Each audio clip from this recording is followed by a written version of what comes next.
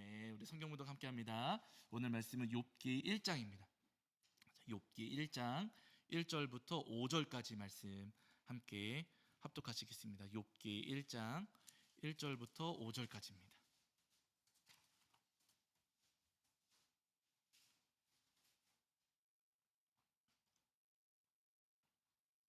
자, 욥기 1장 1절부터 5절까지 말씀. 구약성경 761페이지 정도 있습니다. 구약성경 761페이지 정도에 욥기 1장 1절부터 5절까지입니다. 우리 찾으신 줄 알고 한 목소리로 함께 합독하겠습니다. 함께합니다.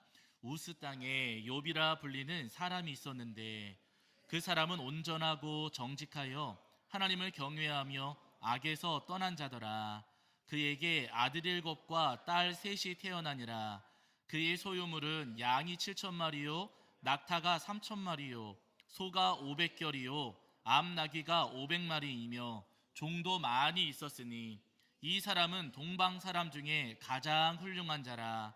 그의 아들들이 자기 생일에 각각 자기의 집에서 잔치를 베풀고 그의 누이 3명도 청하여 함께 먹고 마시더라.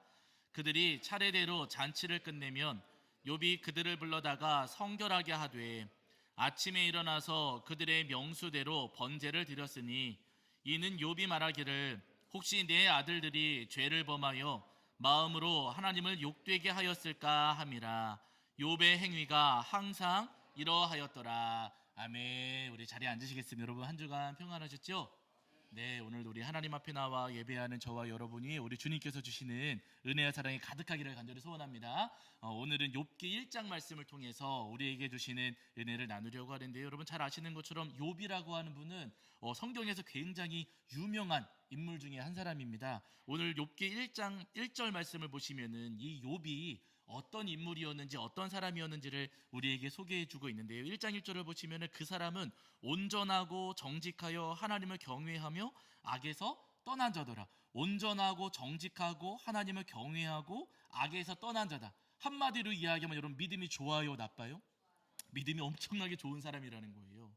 그 땅에 살아가는 사람들 가운데 여러분 정말 믿음이 아주 좋은 사람이었다, 정말 믿음이 훌륭한 사람이었다라고 지금 성경에서 소개해주고 있어요. 그런데 여러분 중요한 것은요, 욥 자신의 믿음만 좋은 게 아니라 욥의 자녀들의 믿음도 훌륭했습니다. 여러분 부모님 믿음이 좋으신데 자녀들 믿음까지도 좋다, 여러분 복이에요, 아니에요?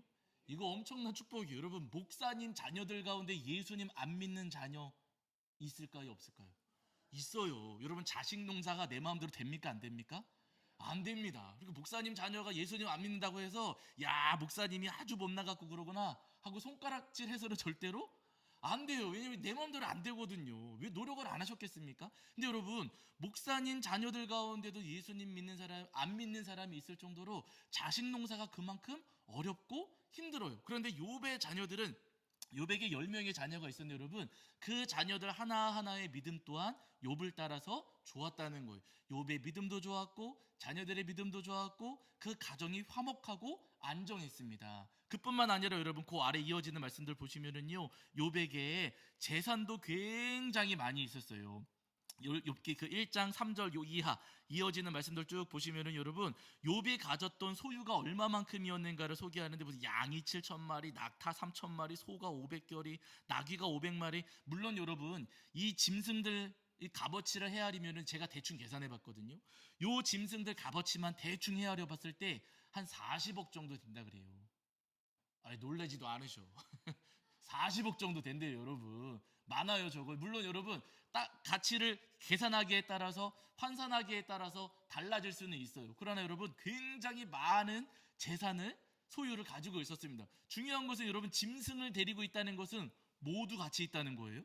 짐승이 있다는 것은 땅이 있다는 거예요. 여러분 땅에 대해서는 표현하지 않지만은요, 이만큼의 수천 마리의 짐승을 지금 소유하고 있다는 말은요, 그 짐승들을 키울 만큼의 어마어마한 땅이 있다는 거예요. 여러분 땅 많이 있으면 부자입니까, 아닙니까? 부자예요. 여러분 땅 가지고 있으면은요 어마어마한 부자입니다. 그러니까 여러분 욥은 자신의 믿음이 좋았을 뿐만 아니라 가정도 신앙 안에서 건강하고 화목했었고, 그리고 가정이 평안했을 뿐만 아니라 그가 행하는 사업도 형통했다. 라고 지금 성경에서 말씀하시는 거예요. 여러분 보통 그렇잖아요. 뭐 하나가 대단하면 다른 것 한 가지는 빠질 만도 한데 욥에게는 빠지는 부분이 있어요, 없어요? 없어요. 믿음 좋고 가정 화목하고 사업은 형통하고 부족한 것 아쉬운 것 없는 사람이 바로 욥이라는 사람이었습니다. 그래서 여러분 욥기 그 1장 후반절에 보시면 1장 3절 후반절에 보시면은요, 이 사람은 동방 사람 중에 가장 훌륭한 자라 이렇게 정리하고 있어요. 욥은 동방에서 가장 훌륭한 사람입니다. 믿음도 훌륭하고 가정도 훌륭하고 그가 행하는 사업도 훌륭할 정도로 그 동방에서 가장 손에 꼽힐 정도로 가장 훌륭한 사람이었더라. 성경에서 이렇게 인정하시면서 말씀해 주시고 있어요. 그래서 중요한 것은 이렇게 동방에서 가장 훌륭한 사람이었는데 욥의 삶 가운데에 어느 날 날벼락 같은 일이 일어나더라는 거예요. 이렇게 훌륭한 삶을 살았고 이렇게 대단한 믿음을 가졌는데 그의 삶에 날벼락 같은 일이 벌어지게 됩니다. 잘 아시는 것처럼 어느 날 한 종이 막 달려와가지고 욥에게 이야기를 해요. 스바 사람들이 몰려와가지고 소와 나귀를 다 빼앗아갔습니다. 근데 그 말이 끝나기도 전에 또 다른 종이 달려와가지고 하늘에서 불이 떨어져가지고 양과 종들을 다 불태워 버렸습니다. 이 말이 끝나기도 전에 또 다른 종이 달려와가지고 갈대아 사람들이 몰려와서 낙타를 다 빼앗아갔습니다. 무슨 이야기예요? 사업이 망해버렸습니다. 그냥 하루아침에 한순간에 사업이 완전히 망해버렸습니다 라는 소식을 전해 듣게 됐어요. 문제는 거기서 끝나는 게 아니라 사업이 다 망했습니다 하는 말이 끝나기도 전에 또 다른 종이 달려와가지고 이야기를 하는데 주인님의 자녀들이 맏아들 집에 모여가지고 함께 다 같이 식사를 하는데 갑자기 큰 바람이 불어와서 그 집이 무너져 버렸습니다. 그래가지고 자녀들 10명이 모두 다 죽게 되었습니다 하는 소식을 욥에게 전해준 거예요. 아니 아무 문제 없었고 믿음도 좋았고 가족들 믿음도 좋았고 자녀들도 믿음이 좋았고 동방에서 가장 훌륭한 삶을 살고 있었던 그런 욥이었는데 그 욥의 삶이 하루아침에 완전히 다 무너져 버렸다는 거예요.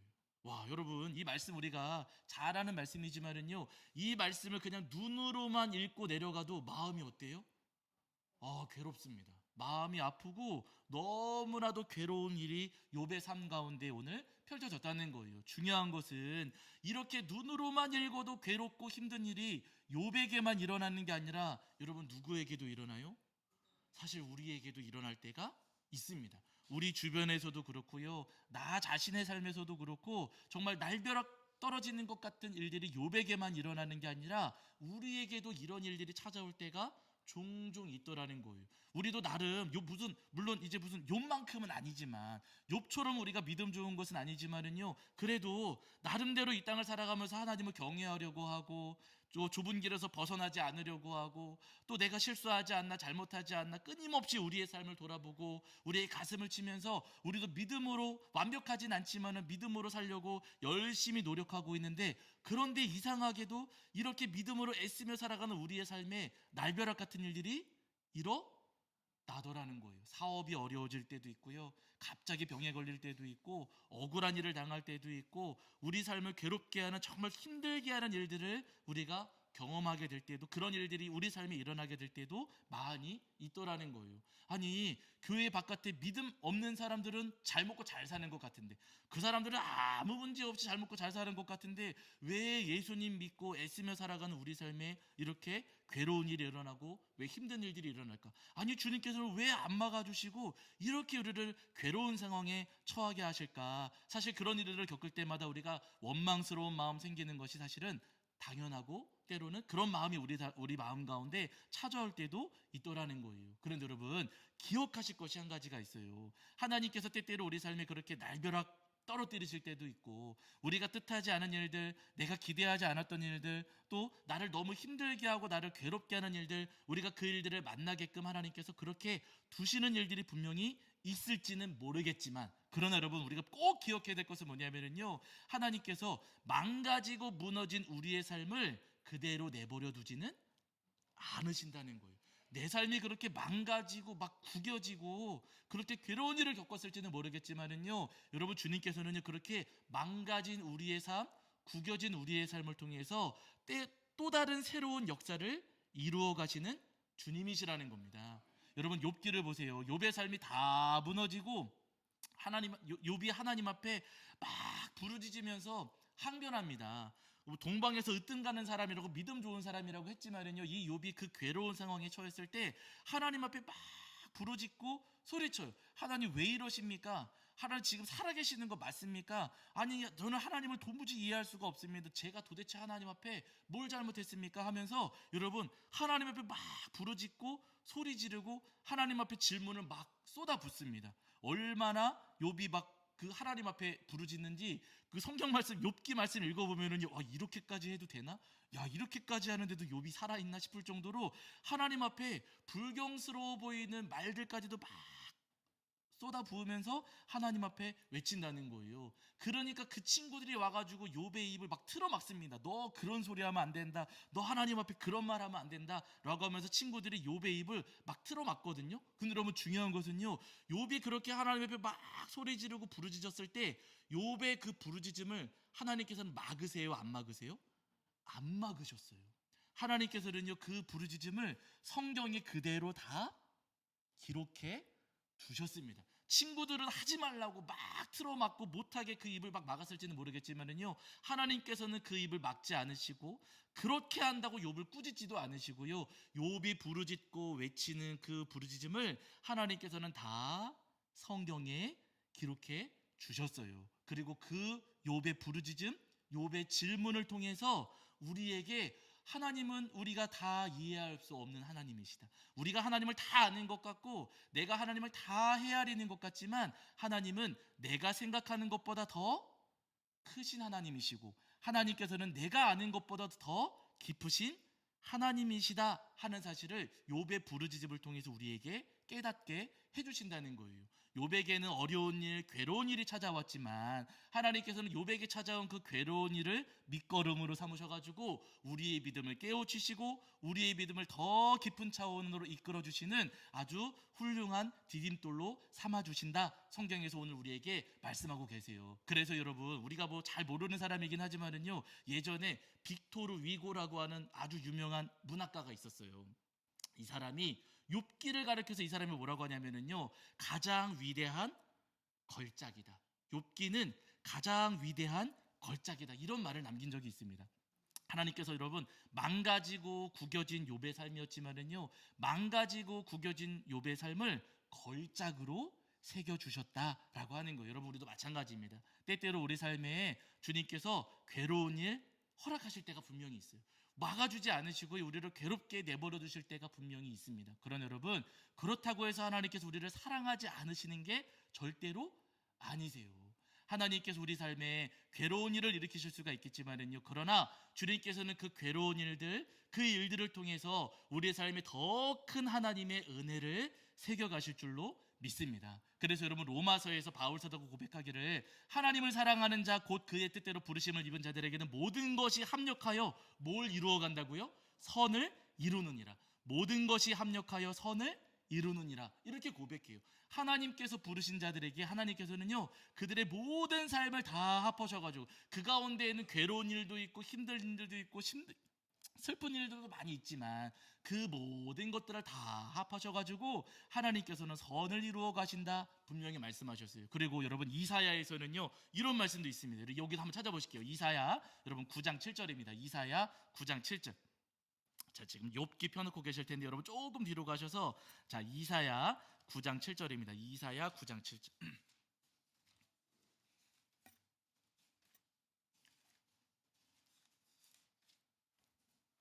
제가 가진 성경에서는 구약 성경 978페이지입니다.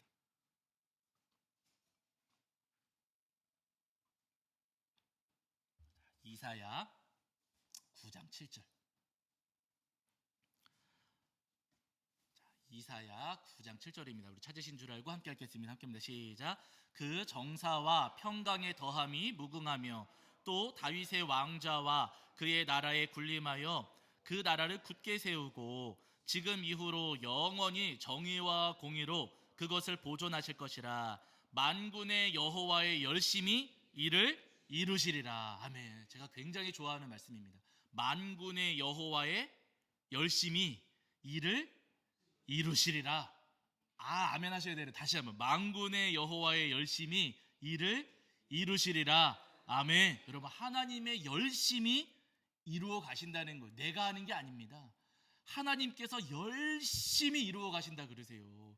무너지고 쓰러졌을 때 흑암에 있는 자들에게 하나님께서 빛을 비추어 주시고, 멸시당하던 자들을 영화롭게 만들어 주시고, 하나님께서 그 흑암을 다 거두어 주시고 회복시켜 주시는데, 그 역사를 하나님께서 대충대충 건성건성 그냥 생각날 때 잠깐 여러분, 그게 아니고요. 하나님께서 열심히 이루어 가신다는 거예요.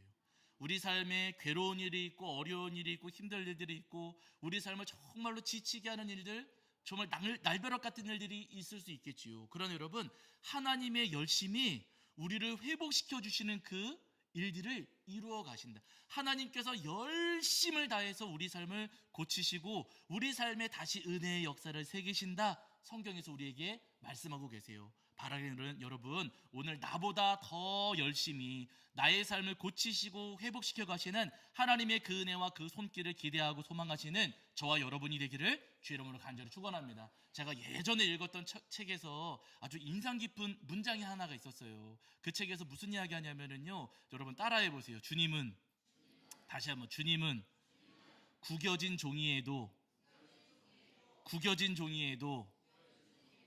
작품을 남기신다.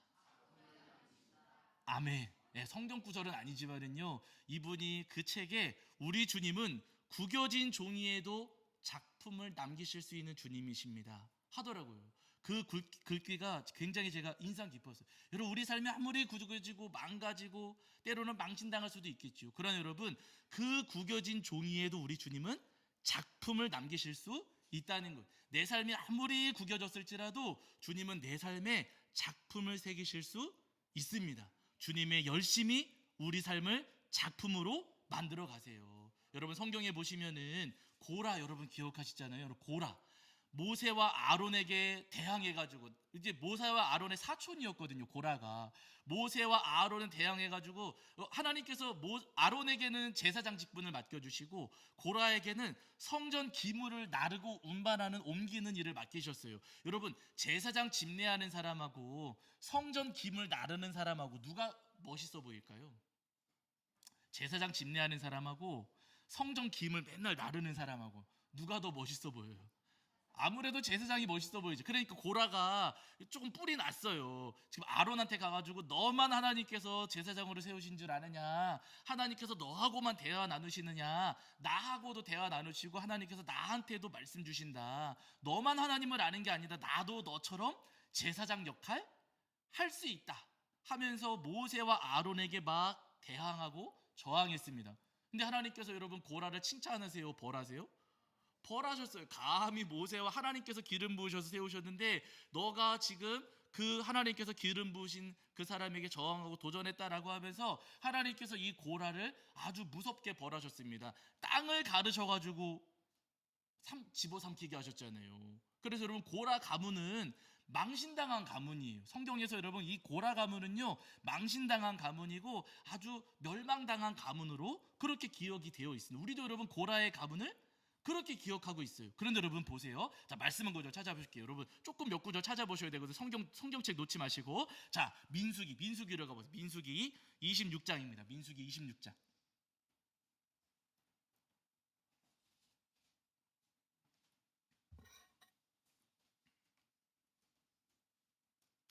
민수기 26장 9절부터 11절까지 보실게요. 제가 가진 성경에서는 구약 성경 240페이지 정도 있습니다. 구약 성경 240페이지 정도의 민수기 26장 9절부터 11절.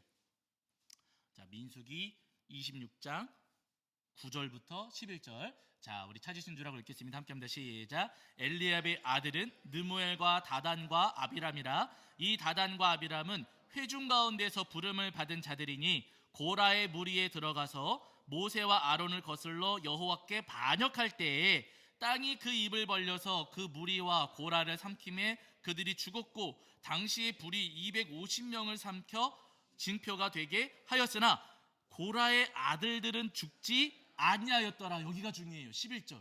여러분, 고라 가문 망신당했거든요. 하나님께서 심판하시고 징계하셨거든요. 그런데 11절에 고라의 아들들은 어떻게 됐다고요?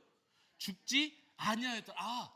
고라의 아들들 가운데는 아마도 아빠를 따라가지 않았던, 아빠가 막 아론에게 막 대항하고 막 대들 때 아이 그거 아니에요 라고 하면서 아빠의 그 반란이라고 표현하는 게 맞을까? 아무튼 그 반역에 가담하지 않았던 아들들이 있었던 거예요. 하나님께서 그들까지 벌하지는 않으셨습니다. 그러나 여러분, 이렇게 고라의 가문은 온 백성이 보는 앞에서 하나님의 징계를 받았기 때문에 이 아들들이 살아남기는 했지만은요, 굉장히 하나님 앞에 멸망당한 가문, 또 하나님 앞에 징계당한 가문이라고 하는 뭐라 그럴까요? 이제 그게 새겨지게 되는 거잖아요. 그렇게 이들이 삶을 살아가게 되는데 여러분, 그게 끝이 아니에요. 이렇게 망가진 것 같고 망신당한 것 같지만은요, 그게 끝이 아니더라는 거예요. 어디 보시냐면 여러분, 자 많이 넘어가셔야 돼서 역대상으로 가보세요. 역대상 6장입니다. 역대상 6장. 역대상 6장 조금 길지만 그래도 같이 읽어보실게요. 자, 역대상 6장 34절부터 37절인데요. 구약성경 618페이지입니다. 618페이지 정도의 역대상 6장 34절부터 37절까지입니다. 자, 역대상 6장 34절부터 37절. 여기는요, 지금 사무엘의 족보를 소개해 주는 거예요. 사무엘의 족보가 쭉 나오는데, 자 보세요. 6장 34절부터 37절까지. 자, 우리 찾으신 줄 알고 읽겠습니다. 함께합니다. 시작. 사무엘은 엘가나의 아들이요, 엘가나는 여로함의 아들이요, 여로함은 엘리엘의 아들이요, 엘리엘은 도아의 아들이요, 도아는 숲의 아들이요, 숲은 엘가나의 아들이요, 엘가나는 마핫의 아들이요, 마핫은 아마세의 아들이요, 아마세는 엘가나의 아들이요, 엘가나는 요엘의 아들이요, 요엘은 아사랴의 아들이요, 아사랴는 스바냐의 아들이요, 스바냐는 다핫의 아들이요, 다핫은 아실의 아들이요, 아실은 에비아삽의 아들이요, 에비아삽은 고라의 아들이요. 와, 그러니까 여러분, 사무엘의 족보를 거슬러 올라가다 보면 누가 나온다고요? 고라가 나온다고요. 우리가 기억하기로 망신당한 가문, 멸망당한 가문, 하나님 앞에 징계받은 가문, 우리는 그렇게 기억을 하고 있었는데 여러분, 하나님께서 그 고라의 가문을 그렇게 망신당한 채로, 엎드려진 채로 내버려 두지를 않으셨고, 그 후손에 누가 태어나게 하셨어요? 사무엘. 여러분, 사무엘은요, 이스라엘의 등불로 여겨졌던 인물이고 엘리 이후에 제사장 직분을 이어받으면서 하나님께서 사무엘에게 말씀을 내려주시고 사무엘을 통해서 역사하셨잖아요. 다윗에게 기름 부었던 사람이 바로 사무엘입니다. 여러분, 이 사무엘의 조상 거슬러 올라가면 누가 나온다고요? 고라가 나온다고요. 그렇게 구겨지고 망가졌지만은요, 하나님께서 그 가문에 다시 새로운 은혜의 역사를 기록해 주셨어요. 그냥 내버려 두지 않으신다는 겁니다. 근데 여러분, 여기서 그치지가 않아요. 자, 여러분, 역대상 9장 가보세요. 9장. 역대상 9장으로 가시면은 이제 포로 후기 이스라엘 백성들이 두 번째 성전을 짓고서 그때 당시에 성전을 돌봤던, 성전에서 봉사했던, 성전의 일을 감당했었던 사람들의 이름이 쭉 기록되거든요. 여러분, 역대상 9장 13절을 보시면, 자 9장 13절을 보시면은요, 성전의 임무를 수행할 힘이 있는 자는 모두 1760명이었더라 라고 하면서 포로 후기에 이스라엘 백성들 두 번째 성전을 돌봤던 사람들이 1760명이다 소개하고 있고, 자 9장 22절을 보세요. 9장 22절. 자 9장 22절입니다. 자 1760명 중에 자 9장 22절을 읽겠습니다. 시작. 택함을 입어 문지기가 된 자가 모두 212명이니 이는 그들의 마을에서 그들의 계보대로 계수된 자요, 다윗과 선견자 사무엘이 전에 세워서 이 직분을 맡긴 자라, 이렇게 말씀하세요. 그러니까 1760명 중에서 성전 문지기 역할을 감당했던 사람들이 모두 몇 명인 거예요? 212명입니다. 212명이 돌아가면서 성전 문지기 역할을 했었던 거예요. 그런데 여러분, 212명 가운데 그냥 대충 하는 게 아니라 212명 가운데 여러분, 대장이 있겠습니까? 없겠습니까? 문지기 대장. 있지요. 그냥 212명이 대충 이번엔 네가 해, 이번엔 너가 해 하면서 대충 하지 않았을 거고요. 212명 가운데 문지기 대장이 분명히 있었을 거예요. 근데 여러분 보세요. 자 9장 17절입니다. 9장 17절, 그 아래, 조금 아래. 위구나. 네, 9장 17절. 자, 9장 17절입니다. 자, 읽겠습니다. 함께 합니다. 시작. 문지기는 살룸과 악국과 달몬과 아히만과 그의 형제들이니 살룸은 그 우두머리라. 아멘. 이렇게 말씀하십니다. 여기 보시니까 문지기는 살룸과 악국과 달몬과 아히만과 그의 형제들이니 라고 하는데 맨 앞에 나온 사람이 누구예요? 살룸이에요. 여러분, 맨 앞에 있다는 것은 이 사람이 꼴찌라는 겁니까? 대장이라는 겁니까? 대장이에요. 살룸이 문지기의 대장입니다. 그런데 여러분, 기억이 안 나시겠지만은요, 저희가 6장에서 사무엘의 족보를 쭉 보셨잖아요. 거기에 이 살룸이 누구의 후손이에요? 네? 이 살룸이 결국에는 고라의 후손인 거예요. 6장에 나중에 집에 가셔서 다시 이 살룸이 나오나 안 나오나 보세요. 거기에 살룸이 또 나옵니다. 그러니까 여러분, 무슨 얘기냐면요, 민수기에서는 고라의 가문이 그렇게 어려운 일을 당하고 때로는 조금 삶이 구겨진 것 같고, 그 가문이 많은 이들의 기억 속에 망한 가문, 그리고 아니면 하나님 앞에 징계받은 가문, 그렇게 새겨졌을지는 모르겠지만 하나님께서는요, 여러분, 그 가문에 새로운 은혜의 역사를 기록하셔서 사무엘을 세우기도 하셨고, 그리고 성전 문지기 대장도 삼으시고 하시면서 그 가문에 새로운 은혜의 역사를 기록해 두셨다는 거예요. 여러분, 우리도 마찬가지입니다. 여러분, 우리가 아무리 망가졌어도 하나님께서는요, 우리를 고치실 수 있습니다. 우리 삶이 구겨지고 망가졌다 할지라도 여러분, 하나님께서는 열심히 우리의 삶을 고치시고 회복시키시는 주님이시라는 거예요. 여러분, 그 은혜를 소망하시면서 하나님의 손을 굳게 붙잡고 우리 하나님을 바라보시는 저와 여러분이 되기를 주의 이름으로 간절히 축원합니다. 제가 설교를 준비하면서 한 가지 이야기를 들었어요. 여러분, 그 햄버거 좋아하시는지 모르겠어요. 치킨 좋아하시나요? 치킨? 햄버거.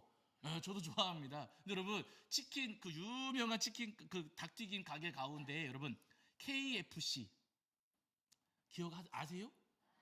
다 보셨을 거예요. 요즘에는 안 그런데 옛날에는 그 KFC 앞에 할아버지 한 분이 이렇게 서 계셨어요. 인형, 할아버지 인형이 그 KFC 앞에 항상 있었어요. 그 KFC를 만든 할아버지 인형이 항상 그 앞에 세워졌어요. 여러분, 그 할아버지가 KFC 그 치킨 가게, 치킨 사업을 시작한 나이가 몇 살인지 아세요? 65세였대요. 65세. 이 할아버지가 자기 이야기를 하는, 이분 이미 돌아가셨을 겁니다. 그런데 이분이 이제 믿음이 있는 부모님 슬하에 태어나신 거예요. 부모님이 믿음이 좋으셨고 그 아래 이 할아버지가 이제 태어나셨습니다. 어머니의 믿음이 아주 깊으시고 아주 경건하셨대요. 그래가지고 주일날에는 휘파람도 불지 못하는 거예요. 네. 주일날 휘파람도 불지 못하게 할 정도로 아주 엄격하고 경건한 그런 기독교 가정이었는데, 안타깝게도 이분의 5살 되었을 때 아버지가 돌아가셨어요. 그래가지고 이때부터 어머니가 통조림 공장 다니면서 이제 살림을 꾸려 가시는데, 어머니가 이른 아침에 나가셔가지고 저녁 늦게 집에 오게 되니까 집에 남겨진 아이를 돌봐줄 사람이 있습니까? 없습니까? 없어요. 그러니까 이분이요, 6살 때부터 살림을 한 거예요. 6살 때부터 동생들을 먹여야 되니까 6살 때부터 집에서 음식을 하기 시작을 했대요. 놀라지도 않으셔. 에? 여러분, 6살이면 밥을 합니까? 못합니까? 뭐 옛날에는 했다 칠지 모르겠지만 여러분, 지금 6살짜리 아이한테 밥 시켰다 그러면 어떻게 돼요?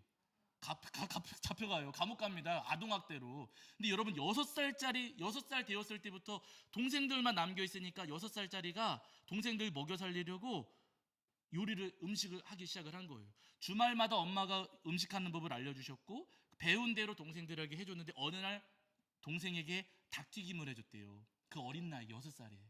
근데 동생이 먹더니 와, 오빠 맛있다 했다는 거지요. 네.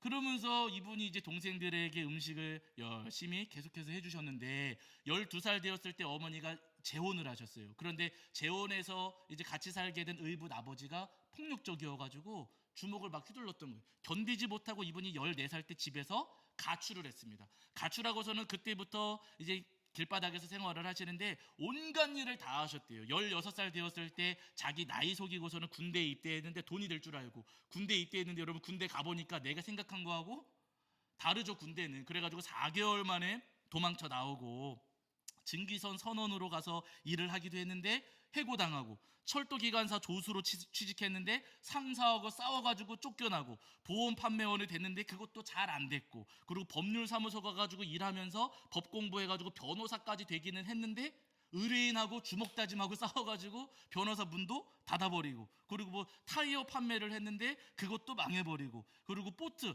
이쪽에서 저쪽으로 사람들 강 이렇게 건너주는 그 보트 운행했는데 다리가 생겨가지고 이거 망해버리고, 램프 만들어가지고 장사했는데 어느 날 전기가 보급되면서 램프 장사도 망해버리고 하면서, 여러분 이분의 삶이요, 하는 일마다 손대는 것마다 전부 다 망했다는 거예요. 전부 다 망했다는 거예요. 전부 다. 그러다가 이제 켄터키주 코빈에서 이분이 주유소를 얻어가지고 거기서 주유소를 하고 계셨대요. 주유소를 하고 있는데 어느 날 손님이 와가지고 기름을 넣고서는, 아, 배가 너무 고픈데 이 근처에 식당이 없나요? 근데 근처에 식당이 없었어요. 아, 이 근처에는 식당이 없습니다. 그러면은 여기에는 먹을 게 없나요? 그 고민에다가, 아, 그러면 제가 간단하게 해드릴게요 하고서는 후다닥 들어가가지고 치킨을 해서 이제 대접을 했는데, 이분이 먹어보더니 우와, 이거 엄청 맛있네요 하더라는 거예요. 그래가지고 여러분 주유소에서 그때부터 치킨을 팔기 시작을 한 거예요. 이게 입소문이 나가지고, 맛있다는 소문이 나가지고 사람들이 막 몰려들었대요.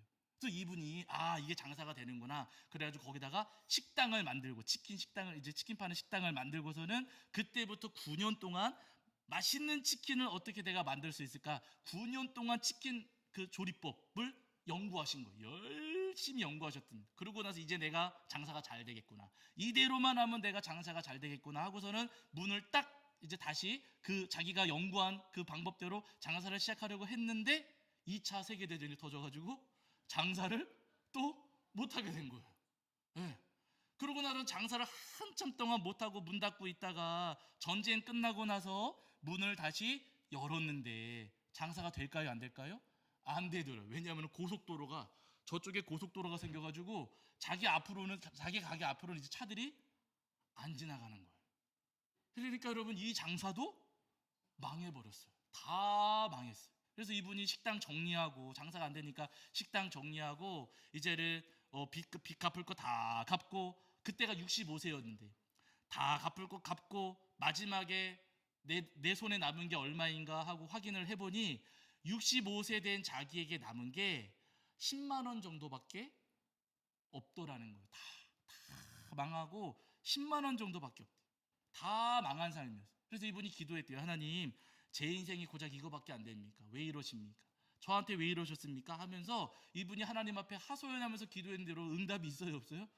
아무 것도 없더래요. 그래가지고, 아, 나는 이제 죽어야겠구나, 나는 이제 생을 마감해야겠다, 나 남은 것도 없고 내 인생은 망한 인생이니까 나는 자살해야겠다 생각하고서는 이분이 이제 나무 밑으로 가가지고 자살하려다가, 그래도 유서는 남겨야지, 그래서 종이를 펼쳐가지고 이제 글씨 이제 써 내려가시는 건데, 유서라고 쓰려다가, 아, 아니다, 유서가 아니라 내가 이루지 못한 것들, 이렇게 쓰셨대요. 내가 이루지 못한 것들. 그러면서 어렸을 때 아버지 돌아가신 거, 자기가 실패한 인생, 내가 실패한 것들을 쭉 그 종이에다 적으신 거예요. 예, 쭉 어렸을 때 내가 6살 때부터 동생들 밥을 해먹이고, 14살에 집 나오고, 뭐 해고당하고, 뭐 쫓겨나고, 뭐 주먹 다짐하고, 뭐 장사하다 망하고, 자기가 실패했던 거, 자기의 실패한 인생을 거기다가 쭉 다 적어 내려가셨대요. 그런데 여러분 너무 놀라운 것은, 그렇게 실패한 것들, 내가 이루지 못하고 다 망했던 것들을 쭉 다 적어 내려갔는데, 그렇게 다 적고 보니까 그 사이에, 실패한 것들 사이에 안 보이던 게 보이더래요. 네, 안 보이던 게.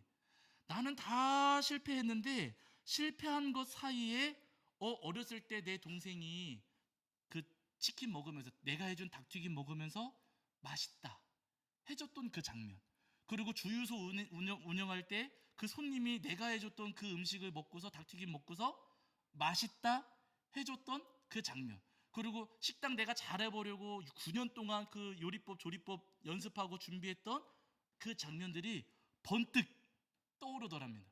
그래가지고 이분이 종이를 탁 뒤집어가지고 그 뒤에다가 다시 쓰셨대요. 앞에는 내가 이루지 못한 것들 쓰셨는데 그 뒤에다가는 내가 할 수 있는 것들, 제목을 딱 적으시고 고민을 하신 거예요. 내가 할 수 있는 게 뭐지?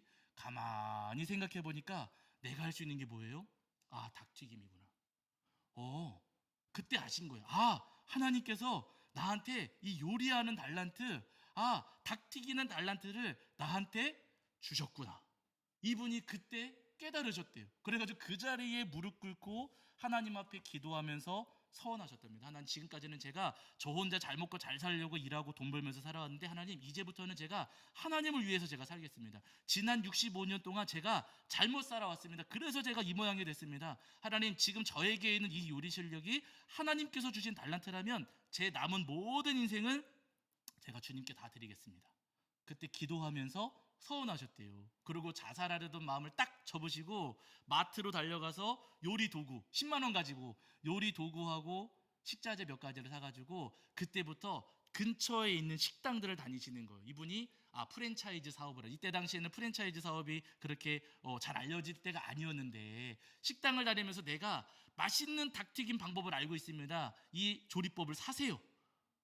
하면서 프랜차이즈 사업을 시작하시려고 한 거예요. 그래서 식당에 가가지고 내가 좋은 방법을 가지고 있습니다. 이거 이대로만 하면 아주 맛있게 됩니다. 하고 첫 번째 가게에 가가지고 알려주려고 했대요. 사라고. 받아들였을까요? 거절했을까요? 거절. 두 번째 가게에 가가지고 내가 진짜 이거 이대로만 하면 대박 납니다. 사세요. 샀을까요? 거절당했을까요? 거절. 세 번째 집 가가지고 진짜 맛있습니다. 하세요. 샀을까요? 거절당했을까요? 거절당했어요. 그렇게 하루 온종일 거절당하고 그 다음 날도 또 다른 식당 가는데 또 거절당하고 세 번째 달 갔는데 또 당하고 한 달 동안 거절당하고 두 달 동안 거절당하고 세 달 동안 거절 몇 달 동안 거절당했을까요? 몇 달? 몇 년? 2년 동안 2년 동안 그렇게 온 식당들을 다 돌아다니면서 이거 괜찮습니다. 이거 맛있습니다. 이대로만 해보세요. 무려 2년 동안 거절당하셨대요. 2년 동안. 횟수로는 1008번. 여러분 1008번 가게 찾아가가지고 이대로만 해보세요. 이대로만 해보세요. 근데 다 거절하더라는 거예요. 근데 이분이 포기하지 않고 1009번째 식당에 가가지고 내가 9년 동안 연구한 요리법입니다. 이대로만 하면 진짜 맛있는 닭튀김 할 수 있습니다. 한번 해보세요. 제안을 했는데 놀랍게도 그 식당 사장이 우리도 뭐 닭튀김 하기는 하지만요. 그런데 한번 궁금하니까 한번 해보시지요 하더래요.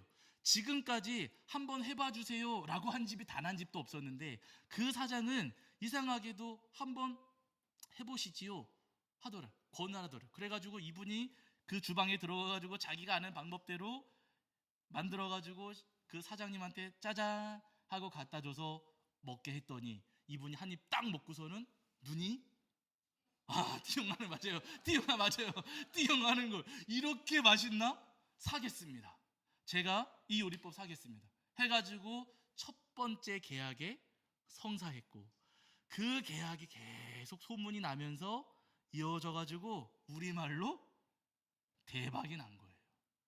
67세쯤 되었을 때 그제서야 이 프랜차이즈 사업이 이루어지기를 시작을 했. 나중에는 이분이 이제 연세가 높아지시니까 이 KFC 사업을 다른 분에게 넘기고 아무튼 그런 일이 있기는 하지만은요. 그러나 여러분 제가 지금 여러분들에게 들은 이야기는 뭐냐면은요, 여러분 전부 다 망했습니다.